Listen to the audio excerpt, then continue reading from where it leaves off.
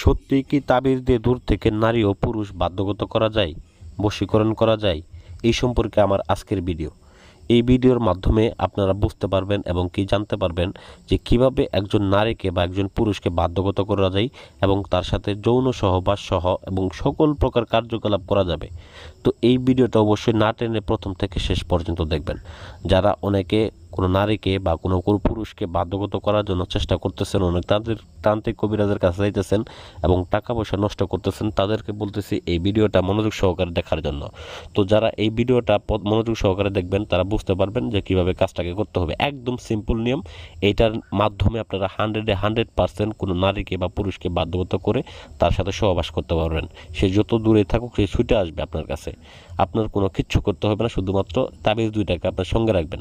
তো কিভাবে কাজটা করবেন এখন আমি নিয়মের ভিতরে চলে যাইতেছি। তবে তার পূর্বে বলে নেই, কেউ অযথা দেখা গেছে একটা লোককে হয়রানি করবেন না এগুলা কাজের মাধ্যমে, কারণ এগুলো কুফরি কালামের কাজ। 100% হবে। দেখা গেছে নাম বসাই দিয়ে ফাজলিমি করে কাজ করবেন, এইগুলা করতে যাবেন না। সেক্ষেত্রে নিজেরাই আরও বিপদে পড়ে যাবেন।